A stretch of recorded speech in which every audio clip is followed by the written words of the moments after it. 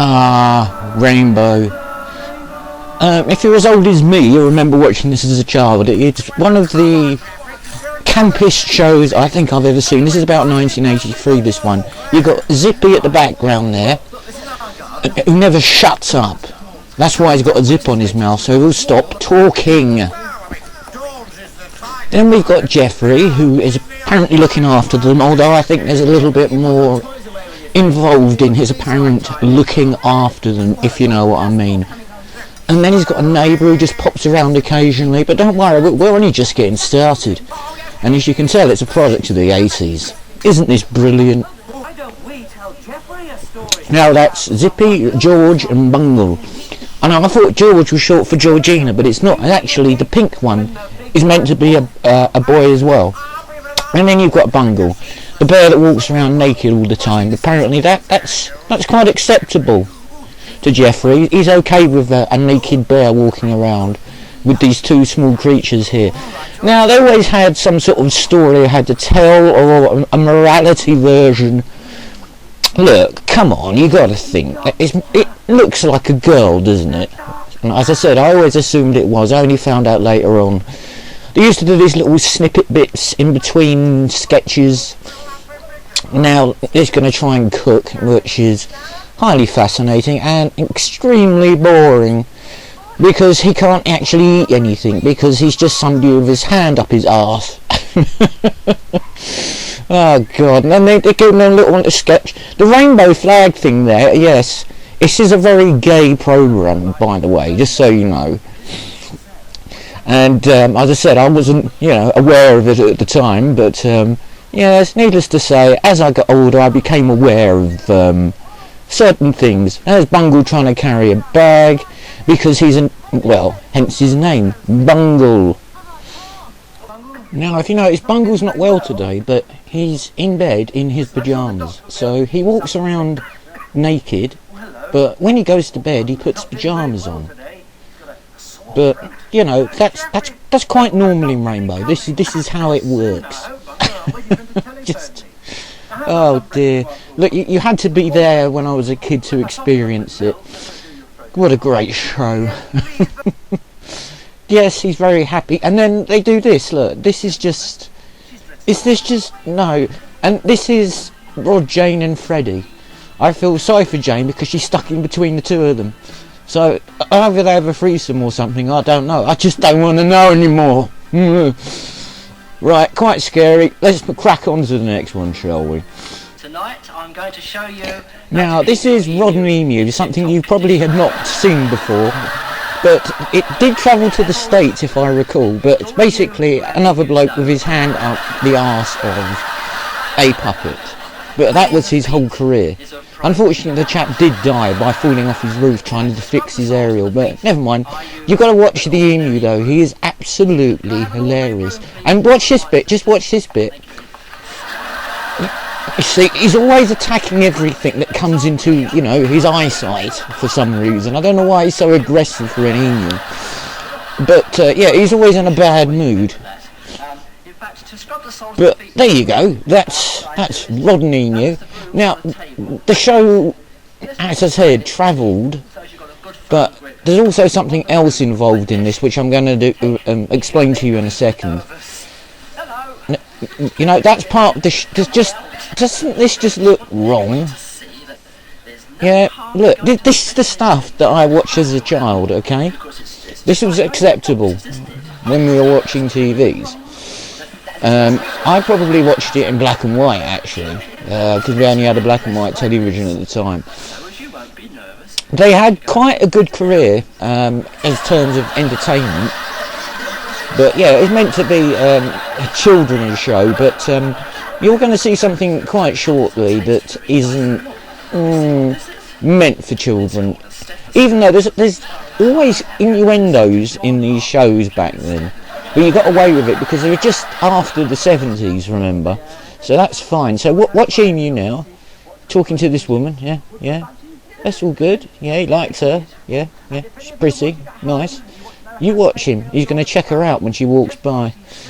Promise. I'm absolutely promise you.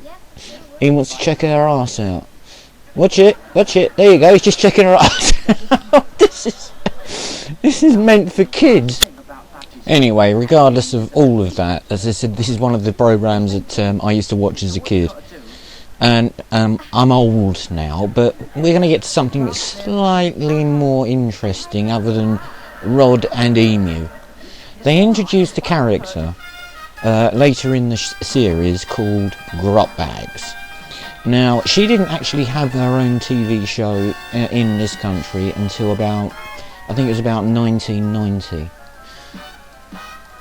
But as you're going to see, she made a great character. She surpassed Rod and Emu in retrospect, and she carried on for, actually, I think, to be fair, she's actually still going. I don't know what he's doing with that at the moment. It just looks, he's just, oh God, it just looks so, when I look back on this stuff, it just all looks so wrong. This is, I don't know what they were smoking or what they were on at that point in time, but yeah, it's just wrong. And then he's going to have tons of kids round. You know, it's just, oh God, it's just so wrong. And here we have Grotbags. What a great name, isn't it? You wouldn't get away with it these days, but yeah, she used to be spying on him to see what he was doing. This started, as I said, in the early 80s, but oh, I don't know what to make of it anymore. And her best pal was a little chap called T-shirt. Make of that what you will, my dears. And we'll crack on to the next one. I think we've seen enough. Now here's something which I think was only related to England, is the chuckle vision. It's basically two brothers who are trying to make their way in the world. It's a comedy show for kids. So obviously there's nothing obscene or unpleasant about it. But what I will say to you is there's quite a few innuendos in it dropped in, which I didn't recognise, obviously, as a kid, because I was a juvenile. But, yes, they very successful. And believe it or not, and I shouldn't say this, but I will do. My father even enjoyed watching this with me. That's how good they were. Now, the smaller of the two, I'm afraid, has passed away. Which is a shame, because I said they work so well together, and look, obviously they really got on well, and that's what makes the show work. But as I said, it is, you know, it's only basic, you know, camp comedy, but I could still watch it now, and I'd still be entertained by it, and I wouldn't get bored.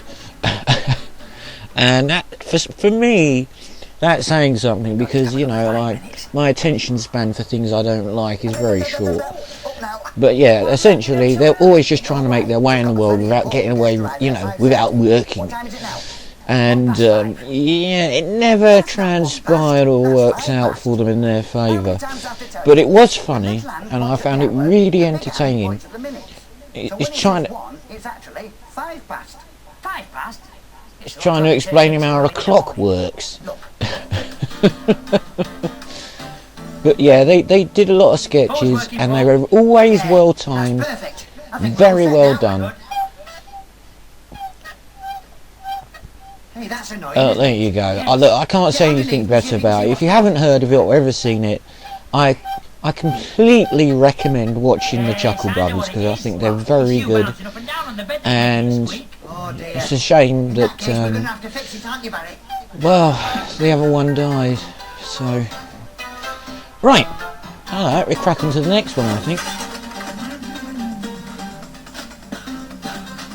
Now we come to a really weird show called Pob's Playtime. I'm not entirely certain what he's meant to be, but he's mischievous, and he sets out, I don't know, what's the best way I can describe this to you? He sets out challenges for people, and they had a lot of celebrities on this show. and actually the show went down very well. Actually, I think one of the top 10 kids shows actually. But yeah, he is, what can I say, odd. There was a definition of him, but I don't know what it is. I really honestly don't know what he's meant to be. A pain in the arse maybe? I don't know. But they always had celebrity guests, and he used to give them clues and test them to see, you know, if they could sort them out for him.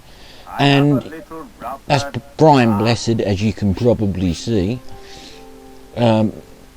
Gordon's alive. So yeah, and I'll show you some other celebrities that are on here as well. But it was a really strange show that, if I'm honest with you, probably wouldn't work these days. Kids wouldn't understand it. And here we go, they used to do this, used to make, I don't know what it is they're making, but they used to do little, I don't know, bit like Blue Peter. They would show you how to create something out of basically nothing. And I used to find this bit fascinating. But now we got a plastic duck, going back to Brian Blessed again. Now, you can't really understand what he's saying, but you do to a certain extent. Because if you listen closely,